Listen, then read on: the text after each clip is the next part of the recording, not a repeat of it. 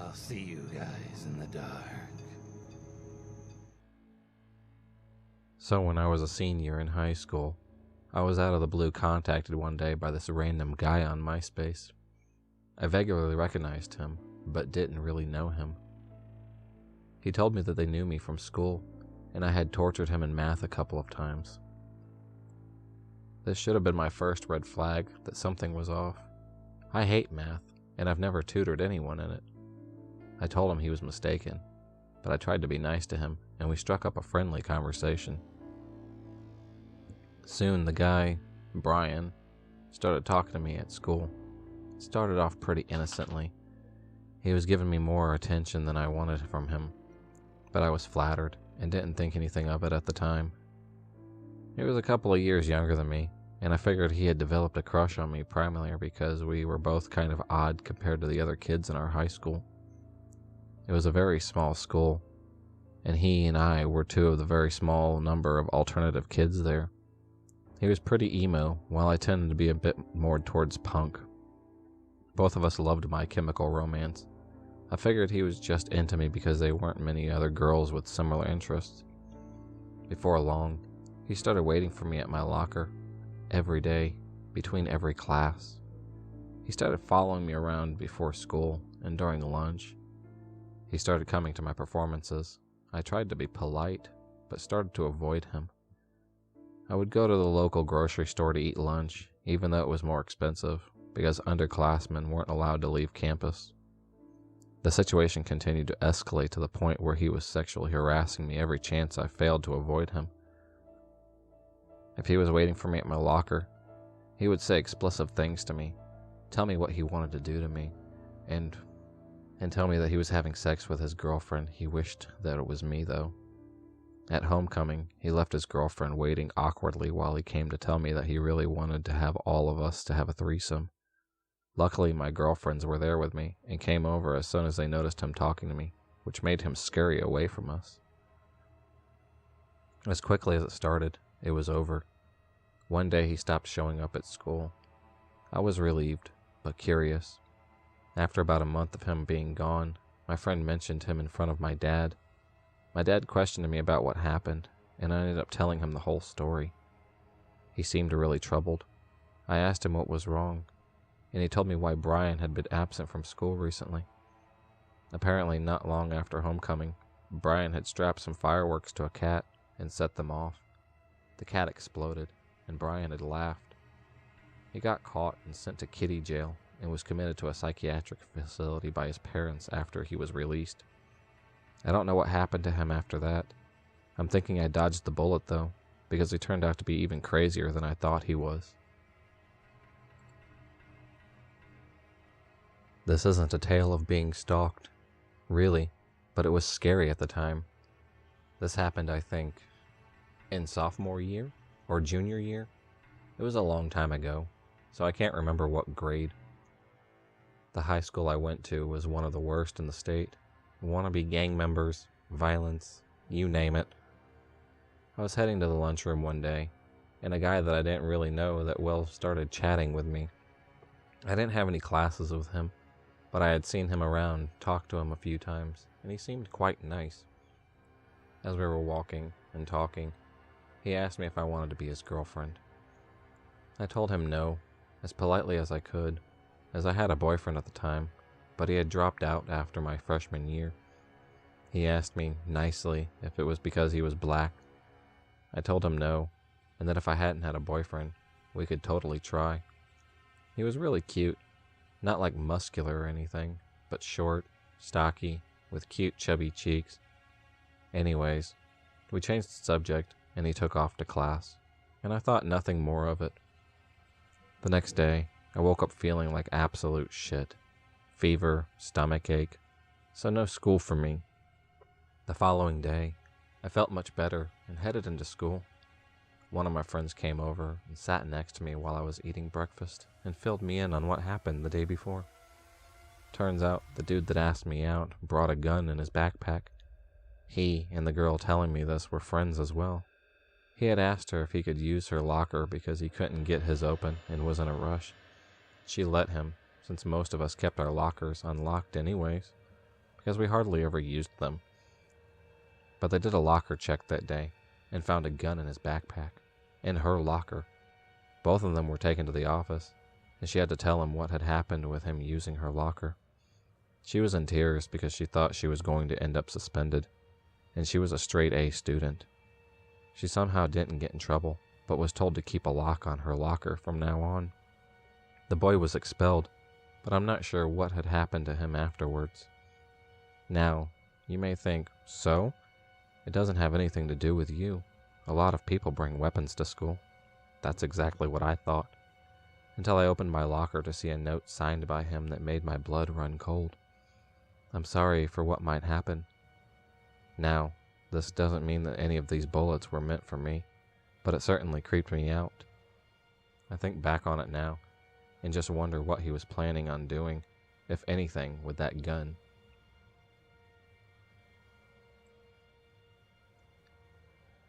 My friend B and I became instant friends when we met in 3rd grade, and were inseparable at the time. We frequented each other's houses so much so that our moms basically set up a guest room as my room. I had toys, clothes, pictures. I mean, everything I needed was there. I was family. Pictures of B and I hung on the walls of the home owned by her very proud mother, Shelley. Shelley always wanted 2 daughters, and loved me so much that they considered me her second daughter. Now to the meat of my story. Again, this incident took place when B and I were in sophomore in high school. Her mother was divorced and dated a few different men, meeting some off-sites like eHarmony and whatnot.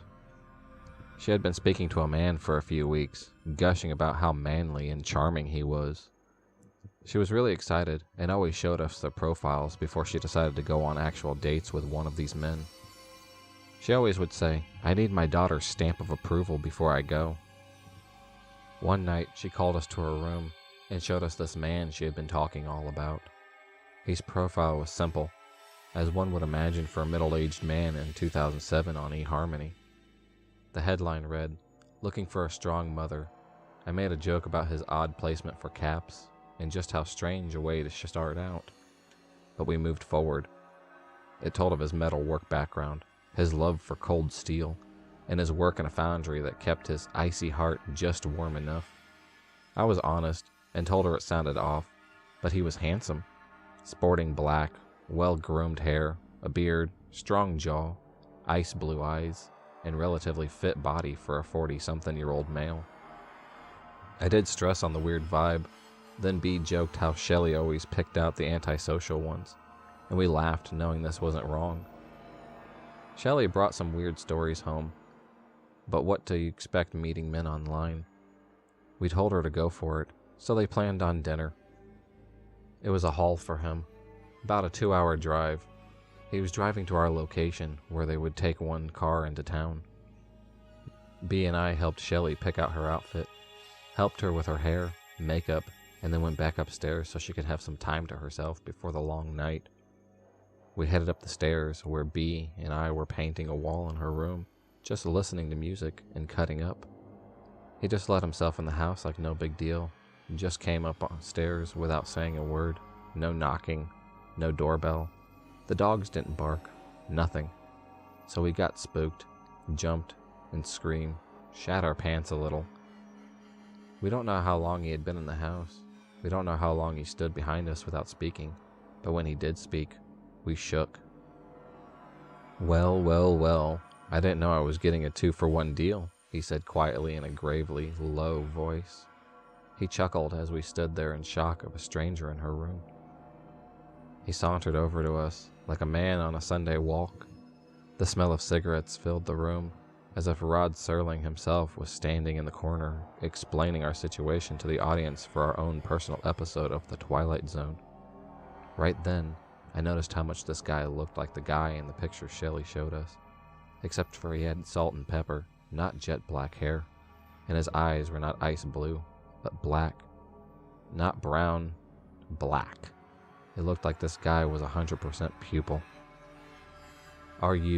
I was interrupted by Shelley shouting, "Who got hurt?"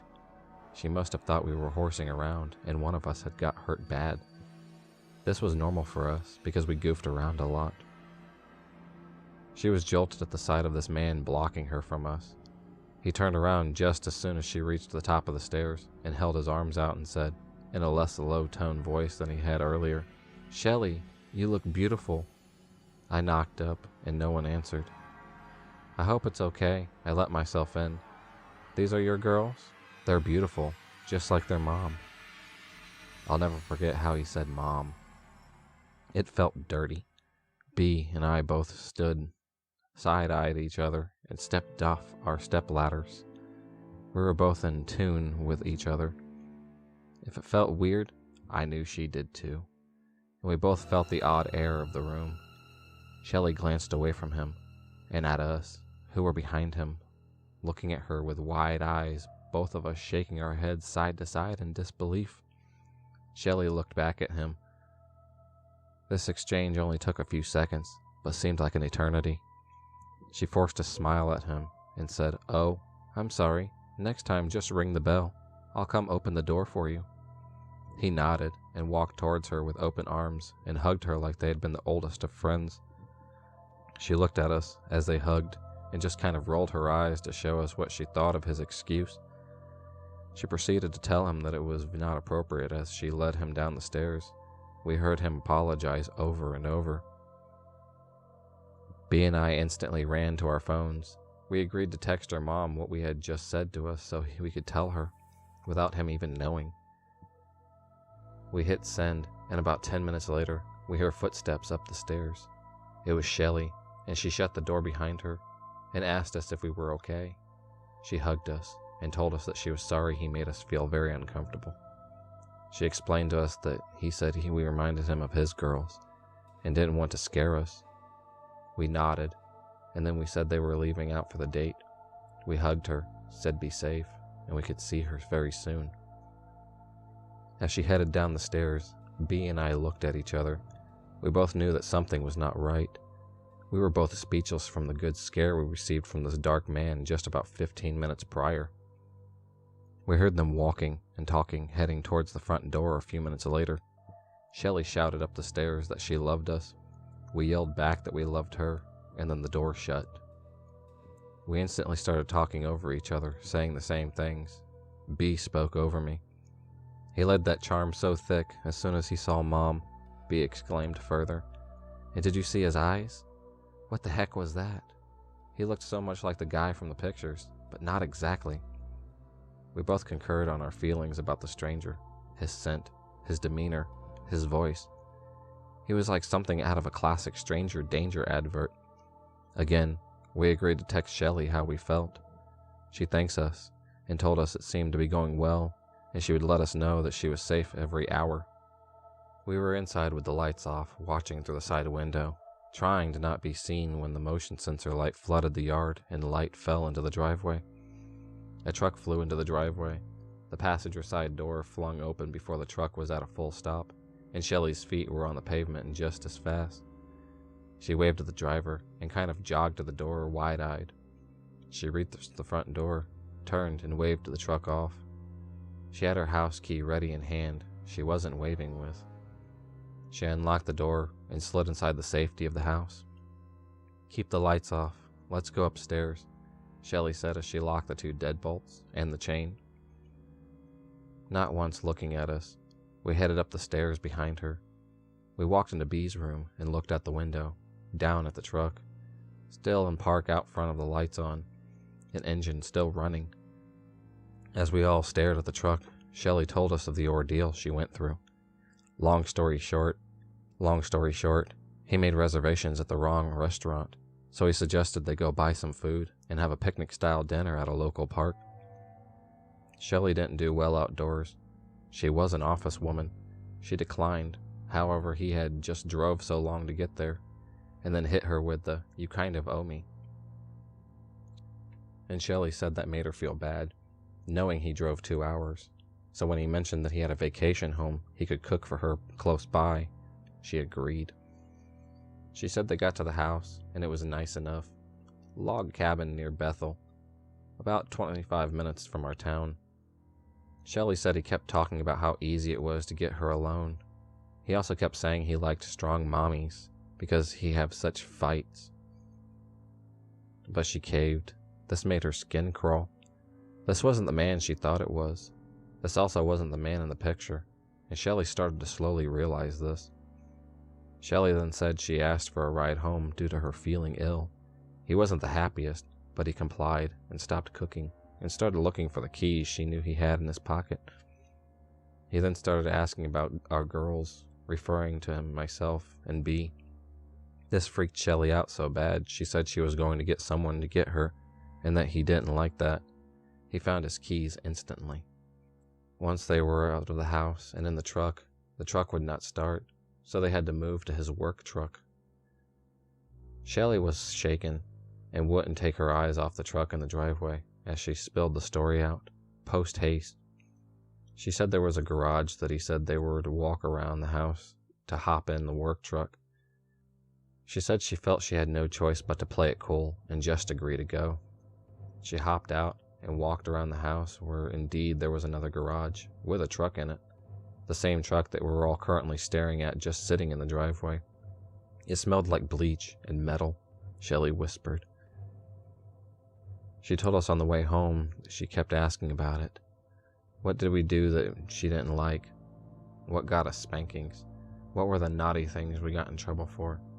What would we do without us? And the one question to scare you out of your pants as a parent, would you sacrifice yourself for our girls?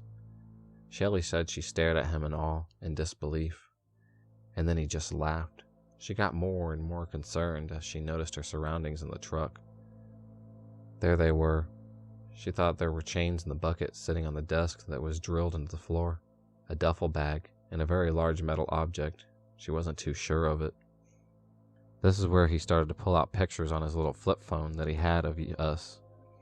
He must have found Shelley's Facebook, and he took pictures of our pictures and had them on his phone, waving around telling Shelley what a good strong mommy she had been to us, and she should be proud of what she had accomplished.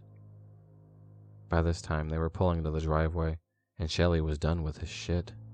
She was just about finished when she saw the truck lights turn off. Shelley immediately picked up the phone and dialed the sheriff and told him to quickly come. There was an unwelcome person outside of her home. Being in such a small town, the sheriff not only went to school and graduated with Shelley, but also lived 3 doors down. Just as we see this guy getting out of the truck with the duffel bag, we saw the sheriff whip up behind him. This man panicked and literally threw his duffel bag into his truck and tried to back into the sheriff to get out. When he realized he was blocked from the rear, he went through the yard. We could not believe our eyes. The truck peeled out, taking some of the lawn with it. The sheriff came to the door to check on us and told us he had units down the road waiting for him. We all shared a good collective cry and rejoiced for our safety. It did, however, create some paranoia issues in the next couple of weeks due to the fact that we didn't know how long he was in the house when he just let himself in. Did he put cameras anywhere? Did he mess with the food in the house to hurt someone? I mean, it was bad, but we worked through it. We never heard anything about him getting caught, and we did occasionally receive eerie messages on Facebook, 2 of which we knew were him, but we put that out of our minds. Haven't heard anything from or about him since there were 3 months after the incident when the last message was received. It's been about 11 years since the incident, but we still talk about it when we can. So old dude from eHarmony, let's not meet ever again. I went to a regular school in my country where the classes ranges from grade 0 to grade 9. Pretty normal school, low budgeted but still okay. Kids from middle class families, as average as they can get. It wasn't usual for teachers to come and go. Our teacher had just quit, so we needed a substitute teacher for a week till they could find us another. The bell rings and we all sit down. This tall, big, bald man in his 30s walks in. He looked super serious. We all thought he was lost. He sits down at the desk and says, "You can all call me sir," in a very serious, loud, and firm tone. We were all like, "Dang, dude, fine," and proceeded to grab our books. We all got a weird vibe from him, so no one dared to speak or do a sudden move. A girl raised her hand and asked, "Sir, what's your name?" A simple, innocent, and fair question. This man stormed to her desk and pushed her up against the desk of the student behind her while she was still sitting. "My name is irrelevant," or something along those lines. She looked so mortified, and as he was walking back to his desk, and the girl was fixing herself and her seating, he said, "I do not want any stupid questions in this classroom." My memory is a bit foggy as this was like 10 years ago, but I recall him freaking out even more about other small things. But what sticks to my memory the most is when this happened. This girl in our class, most hard-working of all, got up and asked, "Sir, can I have permission to close the window?" Note, this was in mid-December. There was a heavy and thick snow outside, and she was sitting right by the window the teacher had opened at the time. I guess she thought she saw a nod, so she proceeded to get up to the table by the window and grab out for the window. As she is doing that, the teacher storms over to her, literally pushes her out, and closes the window. Luckily, we were on the ground floor, but she was in her socks and not wearing any jacket. She fell and got all wet and cold. A bunch of us got up to open a window to help her in, while others were screaming at him, but he pushed everyone away that wanted to let her in. So she had to run in her wet socks and generally wet clothes to the nearest entrance. When she got back in, he had a grin on his face and was like, "Oh, come on in. I was just playing around with you." After class, me and a few others stormed right to the principal's office and reported the dude. But the teacher had gotten there before us, so we went in, and the teacher and the principal were laughing and bonding with each other. So when we wanted to tell what happened, the teacher was like, "Kids and their stories, right?" And the principal just laughed at us. I never felt so freaking helpless. No one had taken us seriously. But this does have a happy ending. A few weeks later, we were all informed that he had gotten fired and was banned from teaching with kids. He was a former military dude that recently got home from being deported and needing something to do. He had a lot of issues that he never spoke about until they investigated our story. He had apparently been having deep anger issues and apparently attacked some people and almost harmed a kid. The police got involved, I think. I hope I never have to meet him again, or any kid for that matter, but I do hope he got the help he needed to not be a threat to society.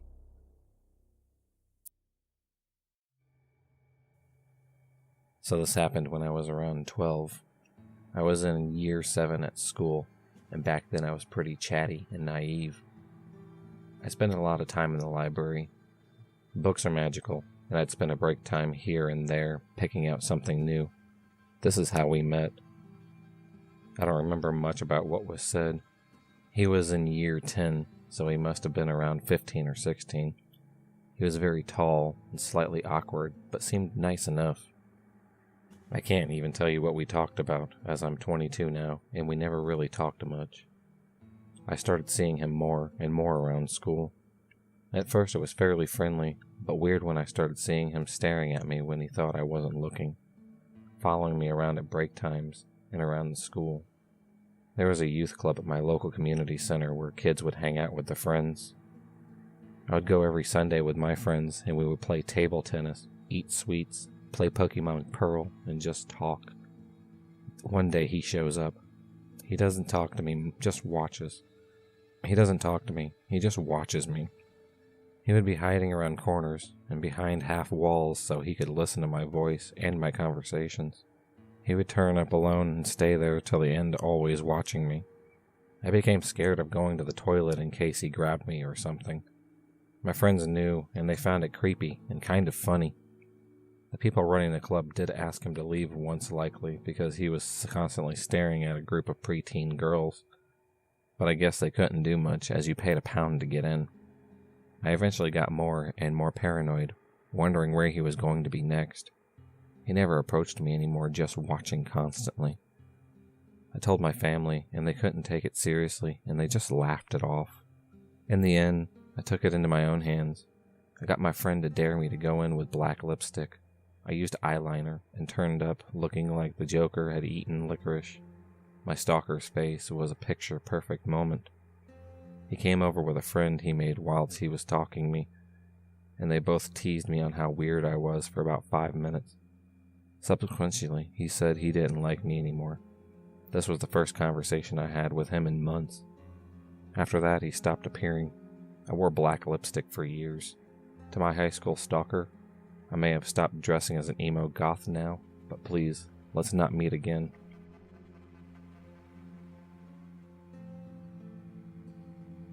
This particular encounter freaks me out.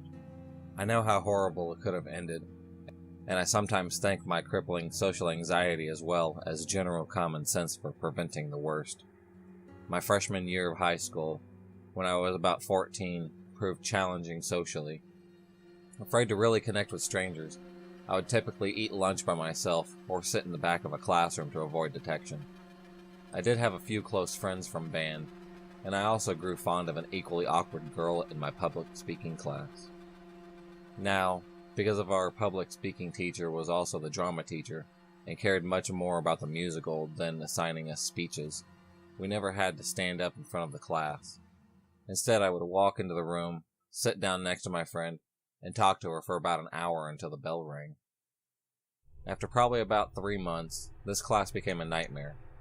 I was walking through the halls one day in between classes when I was approached by a fellow freshman that I knew from band. She handed me a piece of paper and winked at me. "This is from Zach," she said. I believe that I stared at her rather blankly, earning me an eye roll from her. "The Zach that sits behind you in public speaking," she clarified. Still confused, but not wanting to appear stupid, I smiled, nodded, and thanked her. I put the note in my backpack and resolved to read it when I returned home that evening.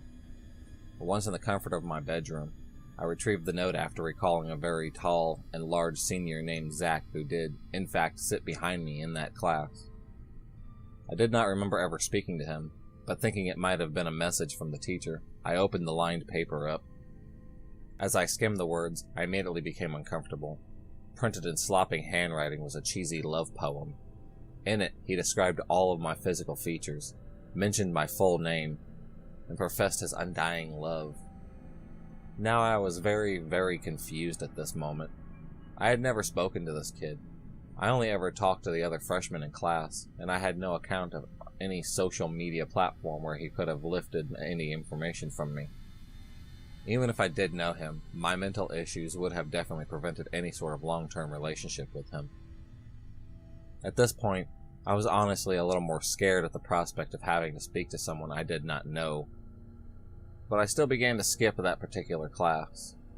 After not attending public speaking for a good 2 weeks, I was eventually approached by a girl I knew from band, a fellow clarinet player by the name of Corrine.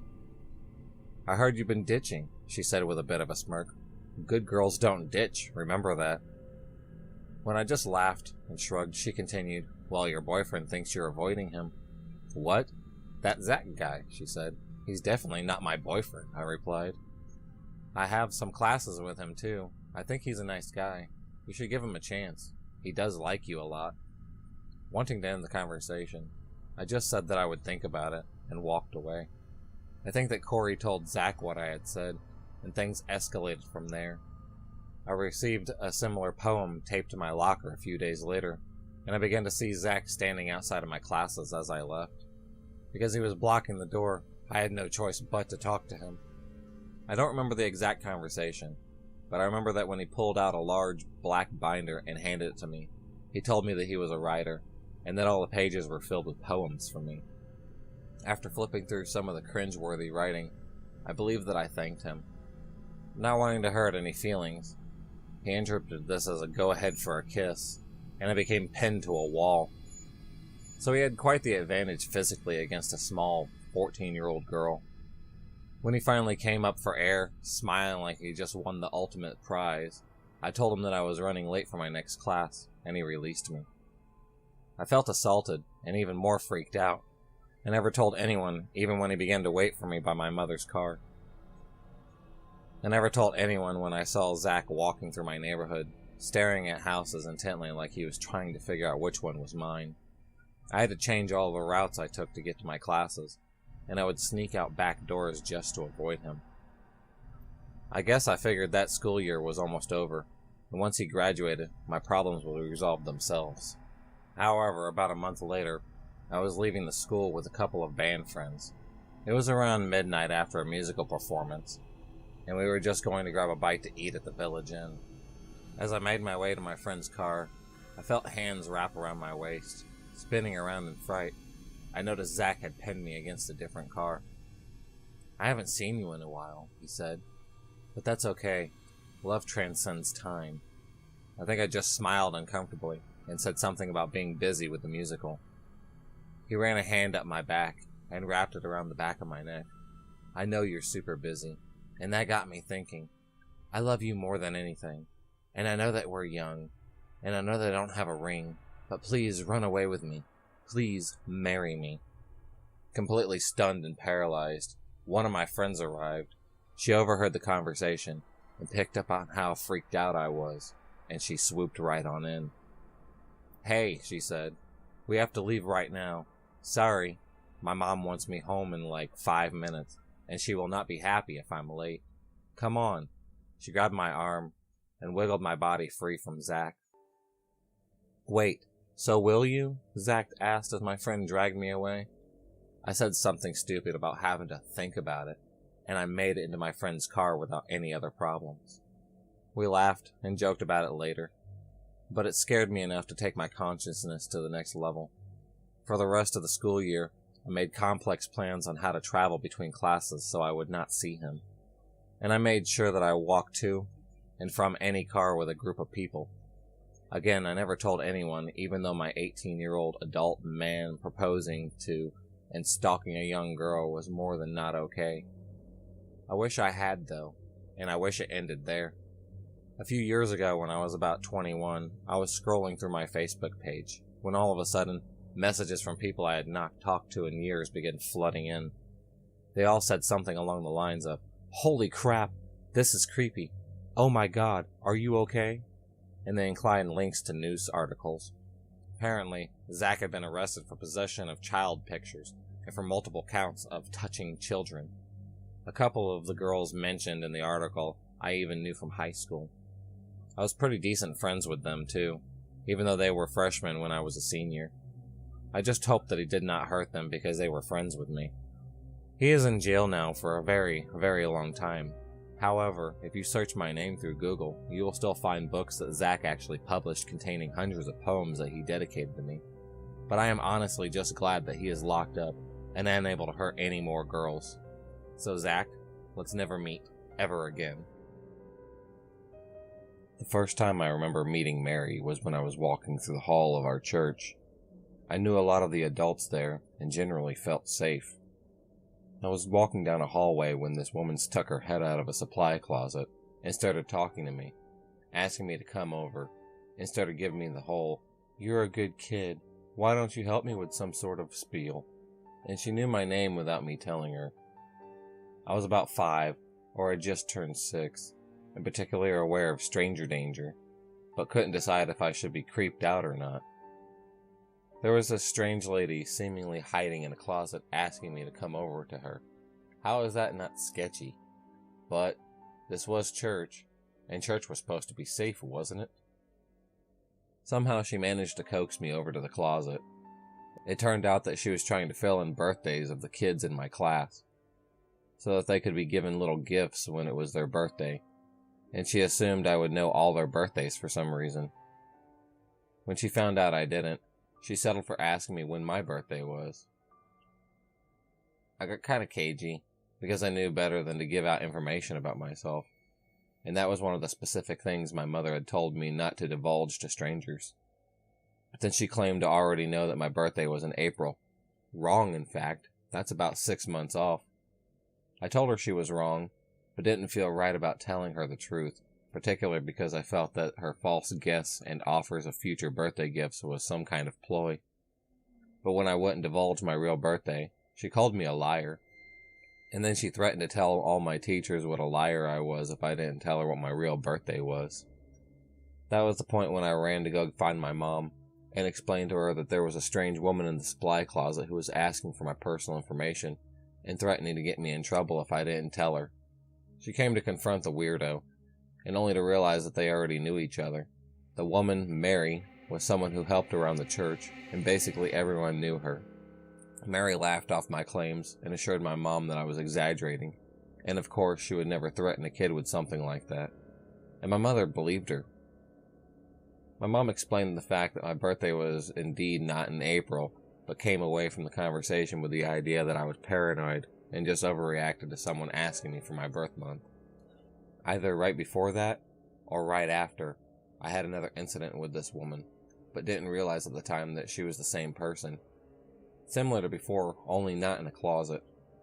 This woman, Mary, came up and struck up a conversation with me, saying that she knew how much I loved to help out my teachers. And wouldn't I like to be able to help out even more? The obvious answer was definitely yes. Long story short, she was organizing some kind of teachers' conference in this cabin in the way of the woods. They weren't allowed to have a lit sign, but she was worried that a normal cardboard sign wouldn't be visible at night. So she had decided that the best solution would be to take out the little kids from the church, dress them up in an angel costume, and have them stand next to the sign for hours using a small switch to turn a light on when cars approached, and then turn it off when it wasn't by definition a continuously lit light. This woman would have worked in sales. I did not see anything wrong with this scenario, and excitedly went to tell my mother about this fantastic opportunity I had just been given to help someone. She seemed much less enthused, pointing out that this would be outside in October when the average temperature at night was under 55 degrees. I would be standing outside, alone, freezing my butt off, and getting eaten alive by mosquitoes just to flip a switch so that she could bend the rules about not having an electric sign. There would apparently be no one there to make sure that I was safe from wild animals or any human predator who would happen to drive along and spot a random kid out by themselves in the middle of the night. My mom tracked down Mary and gave her a pretty thorough overview of her opinion about the whole thing. Mary said something like, "Well, fine. I can just go get some other kid to do it then," which prompted my mom to go to the pastor and tell him that this lady was trying to do. He was a nice guy with 3 girls of his own, and put a stop to the whole plan immediately. I could tell Mary was upset with me after having supposedly told on her, and putting an end to this weird scheme of hers, but since I didn't really know her, I didn't really care at the time. Of course, after those 2 incidences, all my teachers became a lot more chilly towards me, and one especially tactless woman flat out told me that she had been warned about me. Come to find out that Mary had gotten her revenge on me for effectively embarrassing her twice, by making good on her threat to tell everyone I was a troublemaker and a liar. Even though by that point my mother had already told her that I would have been telling her the truth about my birthday not being in April. What a witch. I'd like to say it ended there, but of course it didn't. My family stayed in the area, and she continued helping with various social functions, so inevitably she ran into each other several times. One of the most outrageous things she ever did, I was 12, and my mother had decided to enroll me in some kind of VBS summer school sort of thing. Surprise, surprise, Mary was the main coordinator. This place was so screwed up. Not perverted or anything, but just the sheer magnitude of poor planning was incredible. Lunches were provided, but it was weird stuff like Go-Gurt and Slim pears that had a texture like raw fish. Basically, all the kids hated everything they served us. On one occasion, I was served SpaghettiOs, and tried to make the best out of it because at least it was better than the pears. Only to find out that Mary had slipped gummy worms in before microwaving them, and they had melted into the SpaghettiOs. When she found out I didn't like her prank, she ridiculed me for not being able to take a joke, and insisted that I eat it anyway. Bitch. At some point, it had also been decided that the schedule would not be flexible to any degree. All age groups were expected to get something like half an hour outside every day. Bear in mind the state where this took place was unpredictable, sometimes extreme weather. So this included days when it was pouring rain out, and our breath was fogging up in front of our faces. They'd pitch one of those little event tents and force us to sit outside under it in little plastic chairs until our half hour of outdoor play was up. Even this one girl whose father had told the teachers beforehand not to make her go outside because she had a fever, naturally she got worse. They called him to pick her up, and he chewed the teachers out before taking her home. It was also including days where temperatures exceeded 100 degrees Fahrenheit. We'd be forced to line up alongside the building so that we could stand in the shade of the eaves of the roof, because it was particularly too hot to be in the sun, and none of us had access to water or any sunscreen. I wish I was joking about this. We had 3 kids drop from heat stroke in the same day, and had to be taken by ambulance to the hospital. The sheriff personally came out and gave the teachers a massive tongue lashing, threatening to shut the place down if any other kids came to the hospital from there. Of course, then they decided it was okay to bend the rules and keep everyone indoors instead of forcing them outside. There was a point to me mentioning all of this, and that is so that you understand the context behind what happened next. My mother was working overtime, and Mary had volunteered to drive me to the summer camp since she was there every day. On this day, she had her niece and nephews in the back seat with me. Where this place was, it was out near the edge of town and mostly surrounded by crop fields, which wasn't in use. The area had a decent amount of traffic, but there weren't many buildings close by. On the left-hand side of the building, there were nothing but fields, or maybe 2 or 3 acres.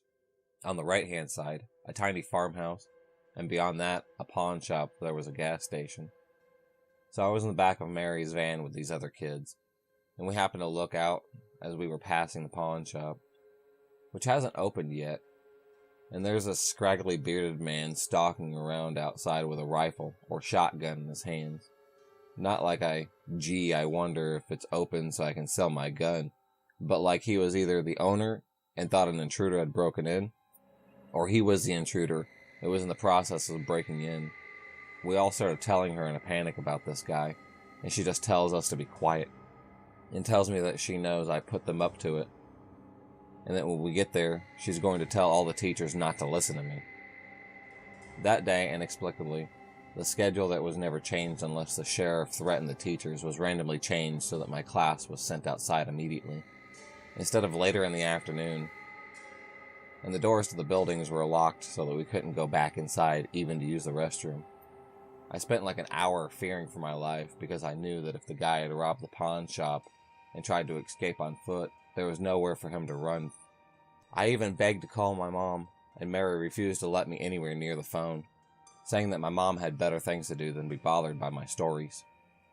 So yeah, basically, the coordinator of the summer school changed the whole schedule for the day, and locked a bunch of us kids outside just to get back at me for reporting seeing a man with a gun nearby, and also forbid me from contacting my parents, which was never supposed to do. My mom was ticked when she picked me up, and learned that I had been forbidden from calling her when I felt I needed to. Although she didn't realize the full context of the situation until later when I had a chance to explain it better. It doesn't even end there, though. I wish it did, because the last part was the worst series of events that had ever happened to me. I guess it was kind of a perfect storm. From 6 to 10 years old, I had been best friends with this boy, whom I'll call Michael. Not boyfriend-girlfriend, but real, true best friends. I don't think we ever really argued about anything, except for maybe his father, who seemed nice, but always seemed to try to spin whatever I said into some kind of innuendo so that he would complain to me about my parents. Like getting on my case about having mentioned the term pussy willow once, or claiming that the word pooter was grossly offensive, when he knew that was the alternative my parents made me use instead of fart. I got some weird vibes from him, but not enough to warrant his own post. Michael and I were inseparable up until his family decided to move 3 states away, after which they only occasionally dropped in to visit every couple of years. When I was 14, they dropped in to visit again, and so on Saturday I was invited to stay over at the home where they were staying while they were in town to catch up with him. I had also been friends with a girl I'll call Julie, who was also my age, and Michael had been friends with Julie's younger brother Nate, who was his age as well. So Julie and Nate and their parents were also there visiting with Michael and his family. I had grown apart from Julie due to other reasons, but having everyone back together was fantastic. I was on cloud 9 all day. Julie's younger brother had been a bit of a handful when he was little. He had temper tantrums, kicked small animals, randomly screamed at me a couple of times, and would sometimes cry for no reason while claiming that somebody else had hurt him. He was severely bullied by his sister, so I never took any of it personally, or really considered it was my fault. Since I hadn't seen much of him or his sister in years by this point, I had no idea how he was getting along, but because he was so much more grown up, I assumed he'd just grown out of it. That afternoon we all played tag in the front yard, which was sort of a U shape and surrounded by hedges. At some point I lost sight of the others. I guess they had gone inside or something. I was at the end of the U that was near the garage door, playing fetch with Michael's dog and his big walking stick. When I heard Julie's mom call my name from the other side of the U, which was near the house's front door, I took the stick because I thought leaving it lying around would just be rude, and started running around the U. Apparently when Julie's mom had opened the door and called my name, Nate had darted out the door and came running around the U to come find me. Only he didn't say anything, and I didn't know he was there. We were both closer to the inside of the bend, and when we reached the middle, there was no chance to stop. We ran straight into each other. He landed flat on his back, and I nearly fell over too. His chin hit me hard in the collar, though. We just stared at each other in shock for a second. Finally, I reached a hand forward to help him up. It asked if he was okay. Immediately, his eyes filled with tears. He started screaming, seemingly in pain, and in absolute terror, and turned around and bolted back the way he'd come. I knew he had to be bruised at least as badly as me, but was also totally confused. The way he was crying, I was afraid he might have broken an arm or a leg or something else. But if he was hurt that bad, then how could he have run so fast? Or if he was afraid, what was he afraid of? I ran after him feeling there was an axe murderer behind me or something. I reached the door, but nobody was there, and it was closed and locked.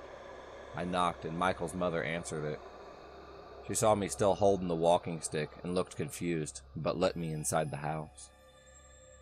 I could hear Nate screaming and crying in the kitchen.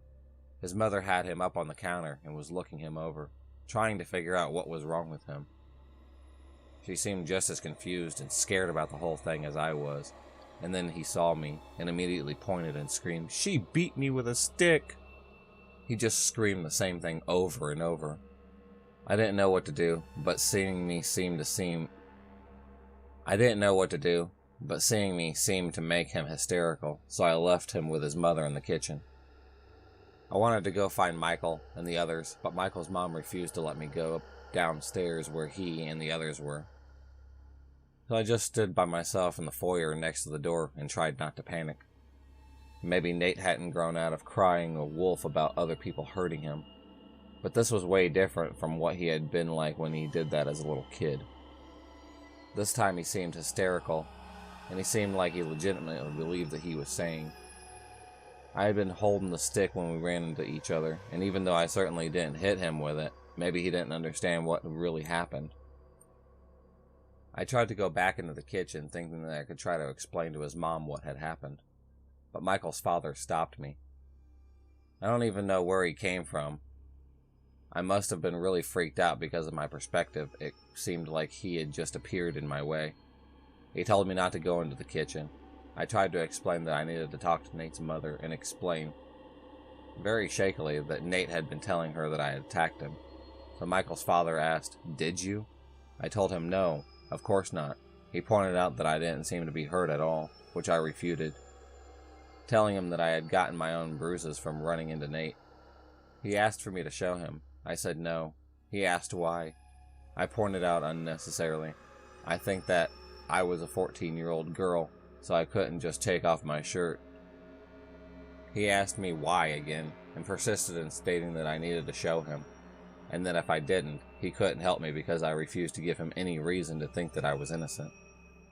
This miserable sod who had known me growing up, and had allegedly been a close friend of my family for years, and knew that I had never hit another kid in my life, was essentially trying to blackmail me into undressing in front of him. I still feel angry just thinking about it, because the entire time my family had known him, he had always come off as this perfect, kind, and caring father, and he had always found things to nitpick at whenever I said. Even as a first grader who didn't know what sex was, somehow I was allegedly spouting all kinds of innuendos all the time. And now this? I've learned as an adult that people who talk excessively about a topic generally do so because it occupies their own mind too frequently. And it makes me wonder if maybe that wasn't his problem all along. If not, I don't know how to explain anything. All I know is that night, it was like everyone I knew had gone insane at the same time. But I did say no to him and went into the kitchen. More to get away from him than anything else. Nate's mother was still frazzled, but started to seem more exasperated than anything else. Somehow he still hadn't stopped crying. I asked her to please call my mom to come pick me up. That hadn't been the plan. The plan was that I was to stay until after dinner, but I couldn't handle the situation anymore. She could see that I was shaking, and agreed. I asked Michael's mother if I could say goodbye to any of the others, but she didn't want me anywhere near them. My mom was tense and quiet all the way home, and I was afraid of what she might have been told over the phone. She asked me once if there was anything I wanted to tell her. I panicked and just said no. The next day was Sunday. I habitually stayed with the adults instead of going to the teens class because the teacher, who was coincidentally Mary's husband, picked on me sometimes. In retrospect, I should have spoken up about that, but I was an insecure teen, thought I might be oversensitive, and wasn't really sure how much of what he said would be considered harmless ribbing. The end result was that I didn't see Julie, so I had no idea how the situation with Nate had resolved until after church was over. The phrase "news spread like wildfire" doesn't even begin to fit the bill. It was like everyone had developed telepathy. I overheard part of the story from Nate's mother while she was telling it to Mary. Nate had continued to insist that even after I left that I had savagely attacked and beaten him for no reason. He had some pretty nice green bruises that seemed to back up his claims. Nate's mother was completely unnerved by how sincere he seemed, and was torn between believing him and believing me. While I hadn't been there, Julie had told all the girls in my class that I had attacked her brother. Michael told me that he didn't know if he believed that, if I had done it or not. But his parents refused to let him stay in contact with me because they were both certain I was guilty. Julie and Nate's parents had wanted to talk to my mother to try to resolve whatever had happened, because they were willing to give me the benefit of the doubt, but they wouldn't find my mom and didn't want to take the time looking for her because they had left Nate home alone and were eager to get back to him. So instead they told the whole story about what had happened to Mary, trusting she would never convey the whole situation to my mother. How long is this motherfucker? That was not what happened. Mary changed the story. Now it was Nate's parents, herself, and Michael's parents who all knew beyond a shadow of a doubt that I was guilty, with the added insinuation that it might not have been just an assault, because apparently that wasn't good enough for her. Yeah, she decided to play that card just for the sheer fun of it. By the time I had started to realize that the issue with Nate was still an issue, half the people in church had already been told what an awful, despicable person I was. The head of the youth ministry personally sat me down to tell me how unacceptable my behavior was. I had former teachers I hadn't seen since first grade coming out of the woodwork to tell me how disappointed they were in me. Everyone flat out refused to hear my side of the story. They already knew everything, they said. Nothing I said could make up for what I did. Mary had already told them I was a rebellious, lying kid, a troubled child, and had stuck to that story over the years, including during the pawn shop incident, so it seemed like there was this precedence. She'd been building off the same claims about me for 8 years by this point.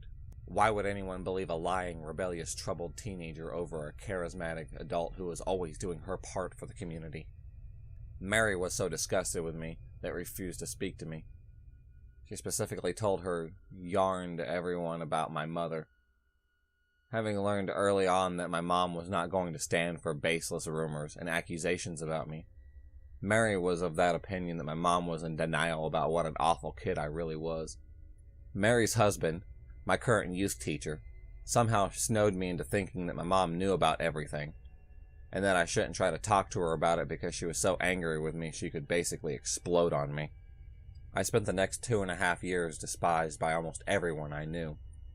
All the adults I knew were against me except for the pastor, who refused to take sides, and my mother. Mary's husband continued to make snide remarks, insinuations whenever he thought they were vague enough that other adults wouldn't know what he was talking about. All of the kids I knew who were in my age range shunned me.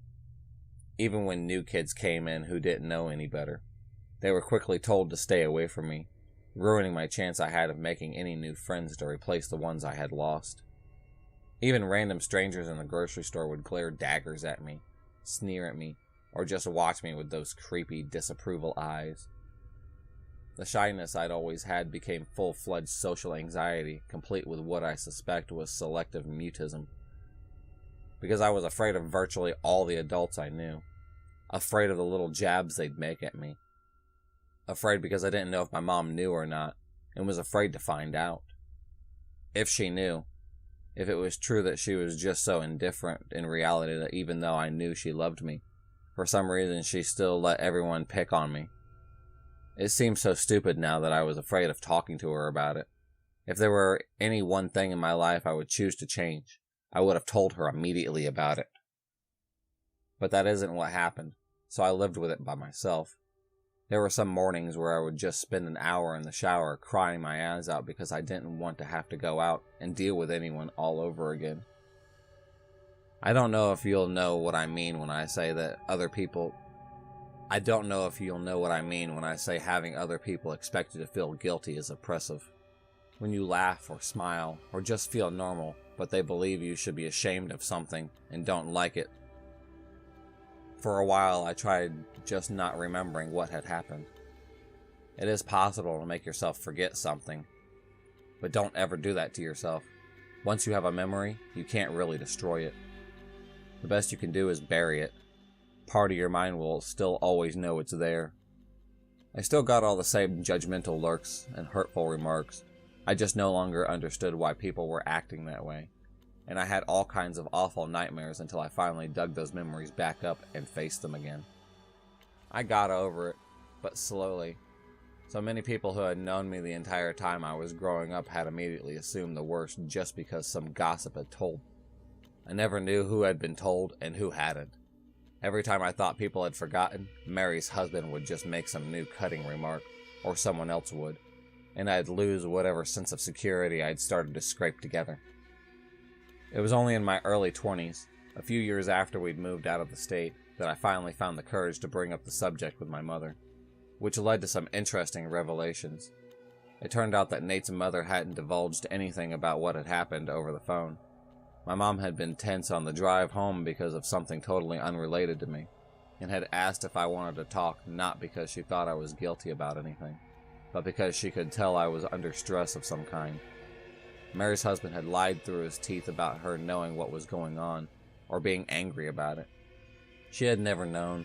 That was why Mary's husband had always tiptoed around the subject in her presence, because he or she knew she didn't know and wanted to keep it that way. It was particularly a conspiracy. My mom, the one person who actually had the right to know what had happened, had been denied the opportunity to try to make things right because everyone else was so busy judging me for themselves.